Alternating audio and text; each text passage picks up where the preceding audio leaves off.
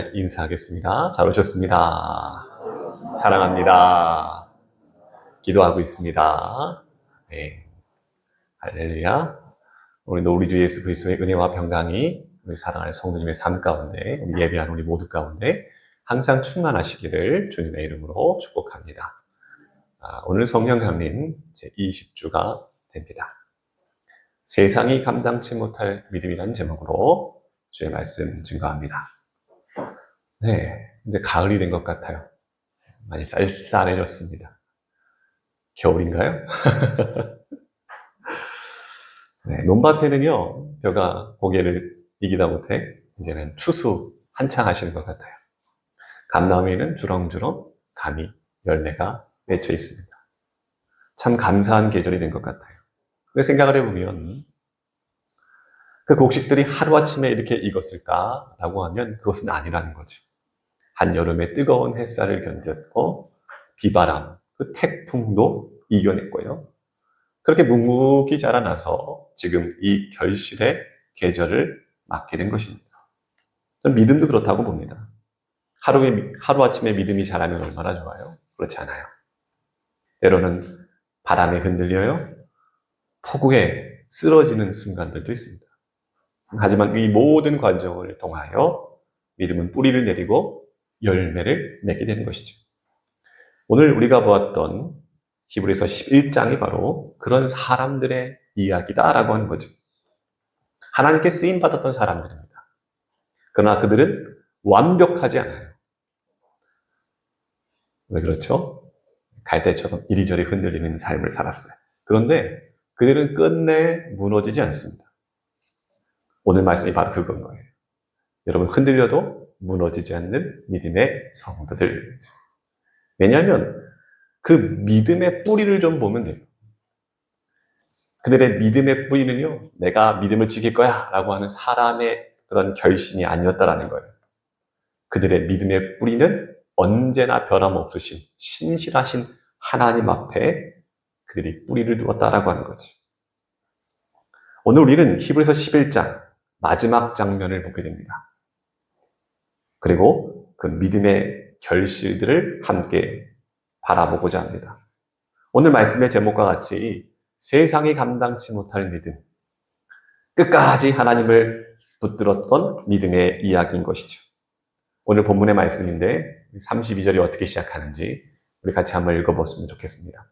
32절입니다. 함께 읽습니다. 시작. 내가 무슨 말을 더하리요? 기드온, 바락, 삼손, 입다, 다윗 및 사무엘과 선지자들의 일을 말하려면 내게 시간이 부족하리로다.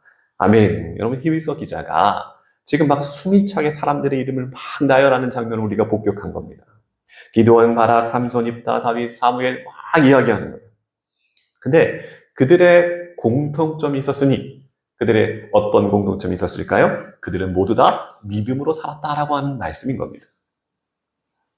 여기서 너무나 중요한 것은요, 그들은 무엇인가가 특별한 능력이 있고 재능이 있어서가 아니라는 사실입니다.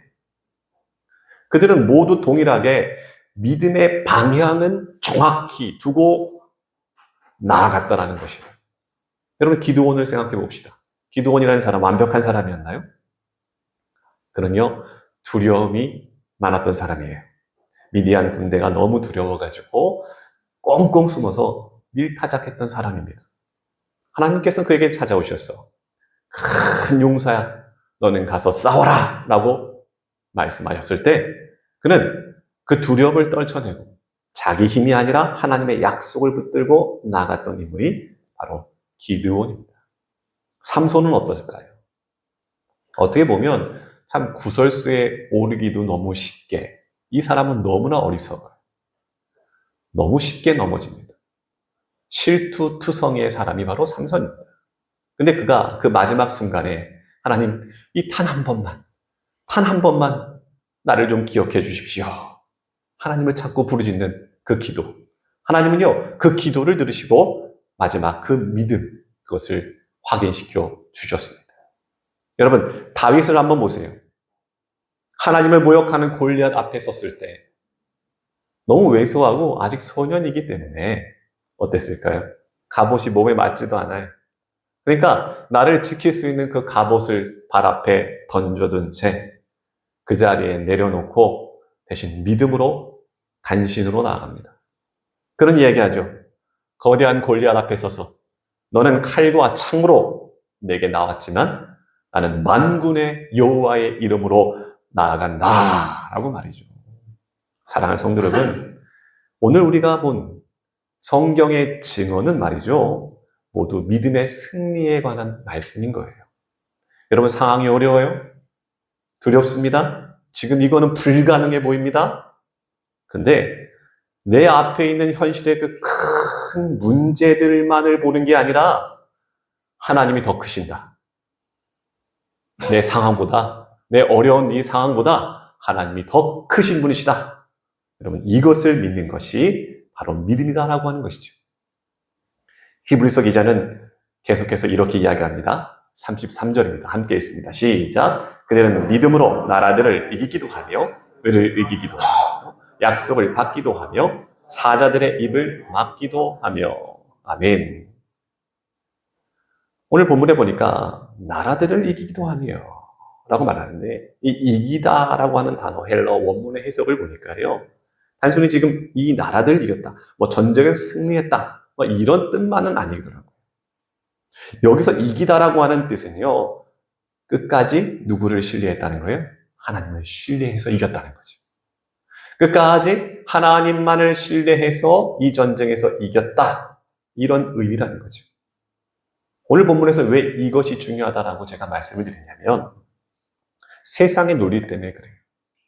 우리가 갖고 있는 그 논리 때문에 그래요. 왜냐하면 세상의 논리는요, 너가 진짜 승리하기를 원해? 진짜 승리할 거야? 그러면 무엇을 갖다 대고 있는 거예요? 승리하려면 결과가 있어야 될 거 아니에요. 승리에 대한 결과를 내놔라라고 하는 거거든요. 그러니까 과정이 불이해도 나에게 좋은 결과만 가져온다면 그것이 뭐가 문제가 되냐는 거예요. 세상의 논리예요. 여러분, 아니다라고 부인하고 싶으시겠죠.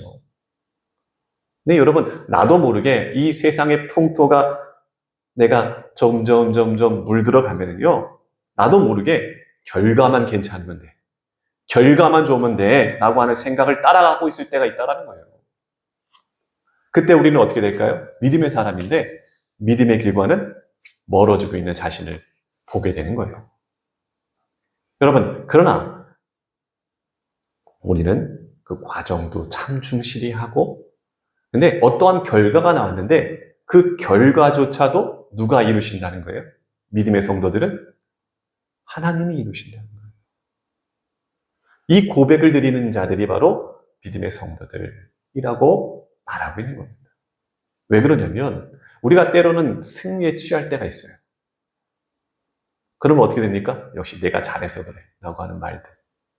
그러면 내 안에 교만함이 싹 터요. 교만한 삶이 만용의 삶으로 변화되게 됩니다. 그래서 오늘도 나에게 승리를 주실 수 있는 하나님을 향한 그 믿음, 여러분, 이것을 신뢰해야 되는데 이것을 점점 교만이 싹 트면 하나님을 신뢰하지 않게 된다라고 하는 거죠.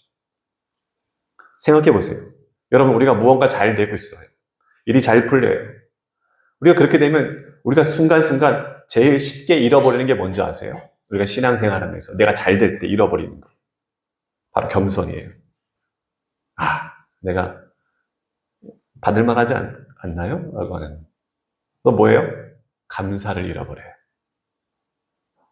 일이 잘 될 때는 내가 했다고 하는 거예요. 내가 했다. 이게 너무 쉽게 드는 생각인 것 같아요. 그러나 믿음의 사람들은 세상 사람들과는 다르게 주님이 하셨습니다 라고 고백한다는 거죠. 주님의 은혜입니다 라고 고백을 한다는 거죠. 사랑하는 성도 여러분, 이 고백이 여러분의 삶의 고백에 담겨져 있다고 한다면 이게 믿음의 삶의 본 모습이다라고 하는 것입니다. 여러분, 성경에 믿음의 영웅들이 왜 특별한가를 보면은요, 그들이 어떠한 완벽한 인생을 살았기 때문이라고 성경은 말하고 있지 않다라는 점을 주목하시길 바랍니다. 여러분, 모든 순간에 자신의 얻을 영광의 순간에도 이 모든 영웅들의 그 삶을 따라가면 다 하나님만을 붙드는 인생을 살았다라고 하는 것이죠. 죄송한데 여러분 혹시 인생의 좋은 시기를 지금 보내고 계십니까? 하나님께서 여러분 손에 많은 것들을 허락해 주셨습니까? 그렇다면 오늘 이 말씀에 여러분 좀 마음에 새기십시오. 믿음은요, 내가 평안할 때, 내가 무언가를 이루어낼 때, 그 승리의 순간에도 하나님을 붙드는 것입니다. 기드온이 그랬어요. 삼손이 그랬어요. 다윗이 그랬습니다. 여러분 오늘도 그 믿음의 길을 우리가 동일하게 걸어가야 하는 것입니다.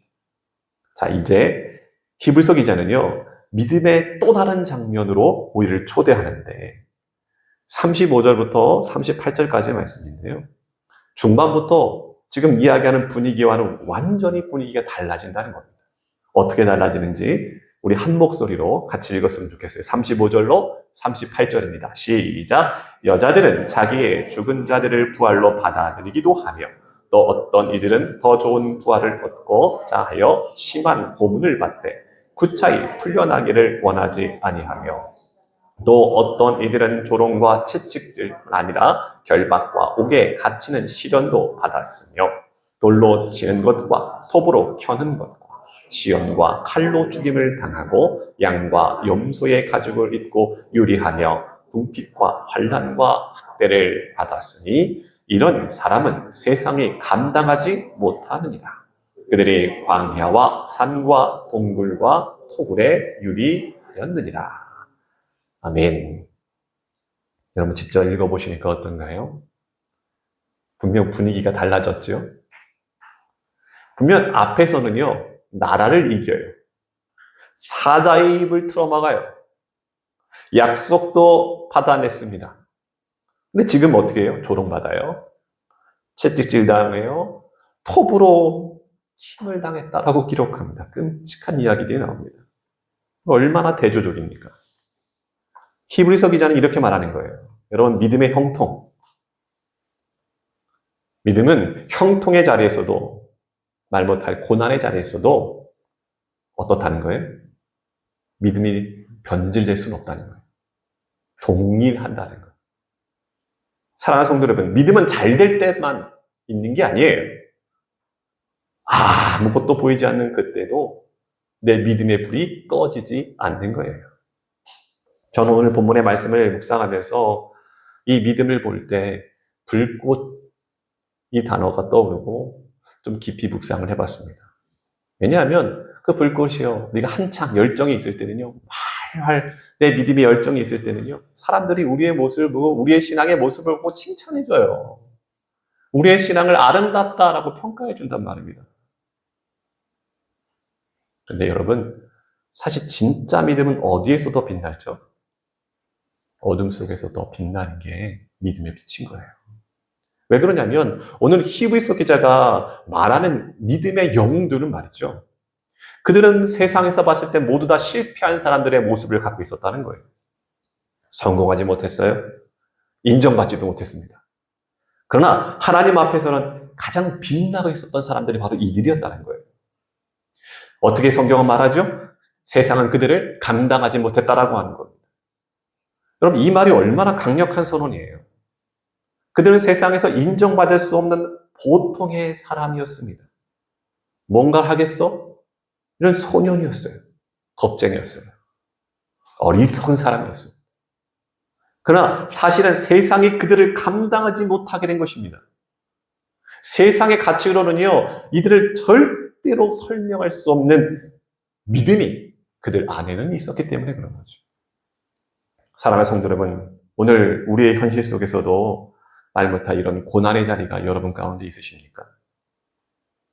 느닷없이 찾아온 말 못할 고민, 우리를 힘들게 하는 질병의 문제들, 때로는 감당할 수 없는 무거운 책임감들도 여러분에게 있을 겁니다. 가정의 뼈아픈 아픔들도 우리를 지속적으로 괴롭힐 겁니다. 그때 우리가 늘 고백하게 되는 건 뭐예요? 하나님을 찾을 때. 하나님, 나를 정말 사랑하시기는 하나요? 나를 사랑하시는데 어쩜 나한테 이렇게 어려움을 주실 수가 있나요? 주님, 내 기도를 지금 듣고 계시긴 하신 건가요? 우리가 신음하면서 그렇게 묻게 되는 거예요.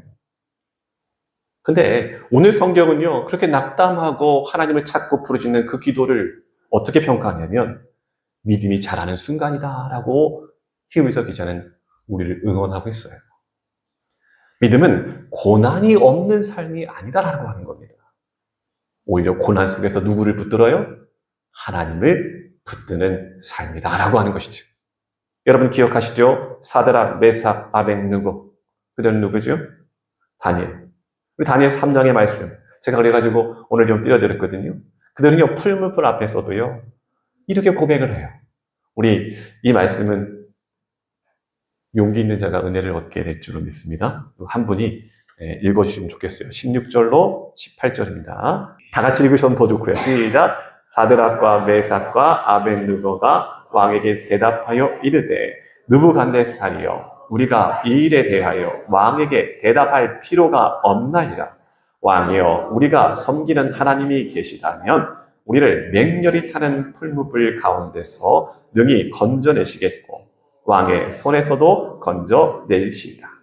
그렇게 하지 않으실지라도 왕이여 우리가 왕의 신들을 섬기지도 아니하고 왕이 세우신 금신상에게 절하지도 아니할 줄을 아옵소서.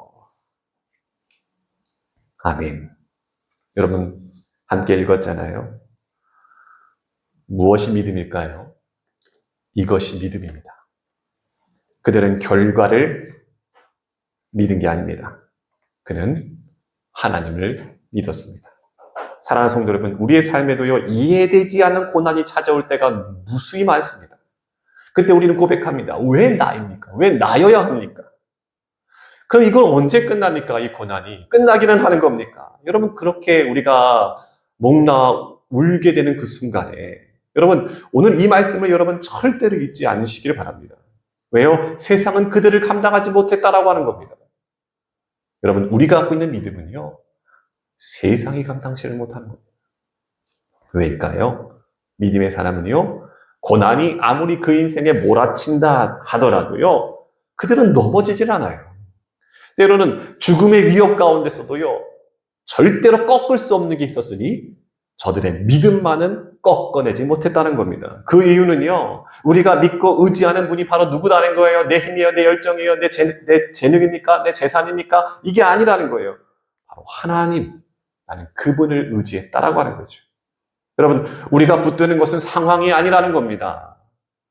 우리가 의지하는 것은 환경도 아니라고 하는 겁니다. 우리가 믿는 분은 오직 살아계신 하나님, 그 한 분이십니다.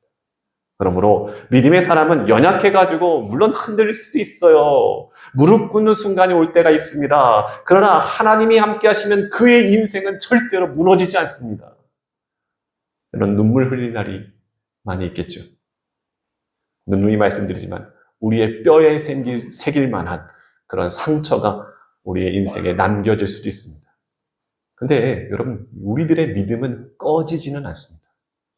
왜냐하면 하나님이 나를 붙들어 주시기 때문에 그렇습니다. 여러분, 하나님이 여러분을 붙들고 계세요. 믿으십니까? 그런 믿음이 있으셔야 돼요.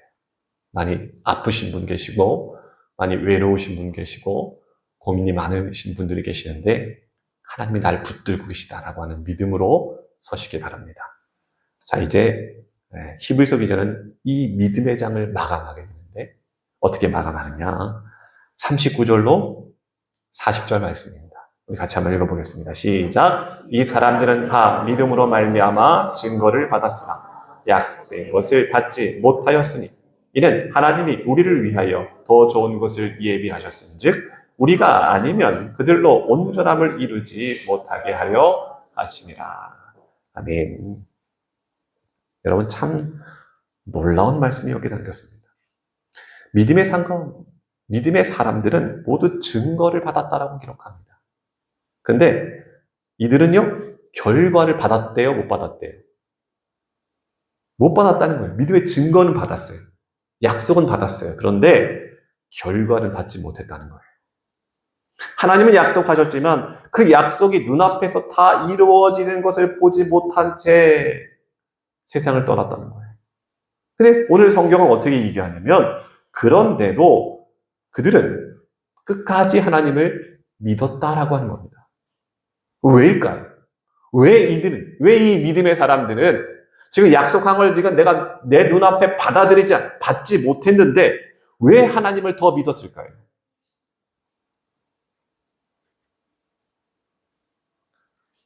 약속의 결과보다 약속하신 분을 더 이들은 신뢰했다라고 하는 것이죠.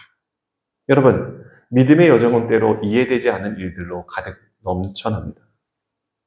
하나님은 왜 이 문제에 대해서 침묵하시는지 우리가 모를 때가 있어요. 기도해도요, 응답이 없는 것처럼, 때로는 더딘 것처럼 느껴질 때가 있습니다. 그럴 때 우리가 흔히 생각하는 게 뭐예요? 분명 하나님 나를 잊으신 것 같아. 라고 하는. 근데, 죄송합니다. 확실히 그런 건 아닙니다. 그런 적 없으십니다. 하나님은 잊으신 게 아닙니다. 하나님은 무엇을 하고 계실까요? 준비하고 계신 겁니다. 오늘 40절 말씀이 그것을 말하고 있어요. 이는 하나님이 우리를 위하여 더 좋은 것을 예비하였은즉 이라고 말씀해요. 여러분, 더 좋은 것이라는 것은 무엇일까요? 더 큰 복일까요? 더 나은 형편을 말하고 있는 걸까요? 아닙니다. 이것은 예수 그리스도를 이야기하는 겁니다. 하나님께서는 우리를 위해서 자신의 아들을 보내셨다는 겁니다. 그분이 바로 더 좋은 것이다라고 하는 거죠. 사랑하는 성도 여러분, 예수님이 최고의 복입니다. 이보다 큰 은혜는 없다라고 하는 겁니다. 사랑하는 성도 여러분, 우리가 때로 세상을 살다 보면 그 기준 자체가 흔들릴 때가 있어요. 세상의 가치가 우리 안으로 자신도 모르게 스며들기 시작하면 내가 하나님을 바라보는 믿음의 시선 자체가 나도 모르게 흐려지게 된다는 겁니다. 성공해야 복받은 거다라고 하는 마음. 형편이 나아져야 하나님이 나와 함께 하신다라고 하는 증거지라고 하는 것. 여러분, 이런 세상의 논리 가운데에 내가 붙드는 하나님의 시선을 흐리게 만들고 복음의 의미 자체를 희미하게 만들어버린다는 거죠. 여러분, 오늘 믿음의 사람들은 어땠을까요? 완전히 달랐어요. 그들은 세상의 기준으로 보면 어떻게 봐요? 모든 것을 실패한 사람들로 볼 수밖에 없다는 거예요. 근데 여러분, 그들은 어땠어요? 믿음을 잃어버리지 않다. 고난이 와도 지금 난 당장 손해보고 있어요. 죽음의 위기 가운데도 있어요. 그러나 이들은 한 가지를 꼭 붙들었으니 무엇입니까? 주님이면 됩니다라고 하는 거예요. 주님이면 됩니다. 여러분, 주님을 만난 인생은요, 주님을 가장 귀한 분으로 모셔드리게 되어 있다라는 거예요. 그분은 나의 우선순위로, 나의 주인으로 고백하게 된다는 거죠. 여러분, 바로 믿음의 영웅들이 걸었던 그 길이 바로 이런 길이라는 거예요. 그리고 그 길을 우리 모두 함께 걷기를 바란다는 거죠. 바라기는 우리 모두가 예수를 나의 삶의 주인으로 모시게 되시기를 축복합니다. 여러분, 주님이면 충분합니다. 라는 이 고백이 우리의 진실한 고백 되기를 주님의 이름으로 축복합니다. 여러분, 성종미 시인의 찬양 기억하실까요? 우리가 예전에 정말 많이 부르셨던 찬양일 겁니다. 저도 이 찬양에 참 많이 은혜를 받았던 것 같아요. 이 가사가 정말 나의 이야기 같았던 때가 있었거든요. 제가 이제 중고등부 때 이 찬양을 많이 불렀던 것 같아요. 나 가진 재물 없으나, 나 가진 것 없으나, 진짜 없었거든요. 네. 이 찬양을 보니까, 아, 나만 그런 거 아니구나, 라는 생각이 들더라고요.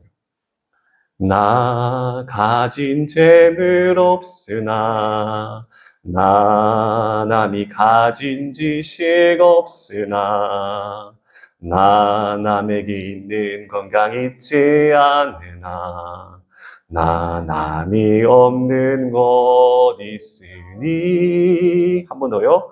나 가진 재물 없으나, 나 남이 가진 지식 없으나, 나 남에게 있는 건강 있지 않으나, 나 남이 없는 것 있으니.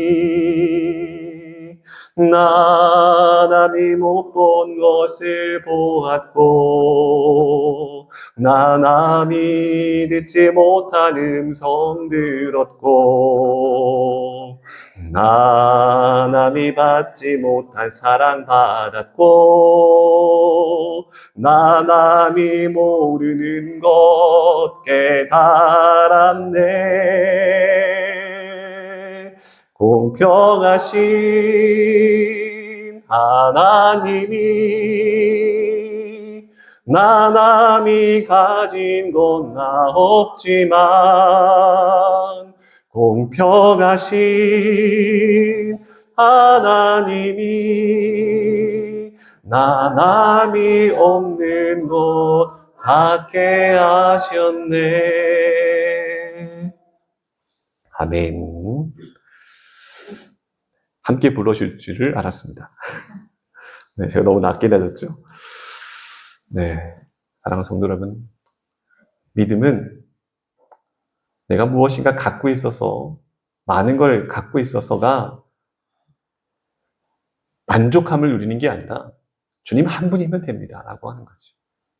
주님 한 분 계시니 나는 공평함을 믿습니다 라고 하는 것이죠. 여러분, 환경이 아닌 것 같아요. 결과가 아닌 것 같아요. 여러분, 오직 예수 그리스도 한 분만으로 충분한 그 믿음. 여러분, 오늘 말씀이 바로 그 이야기를 하는 겁니다. 더 좋은 것이 뭐라고요? 주님, 내 환경이 좀 나아지길 바랍니다.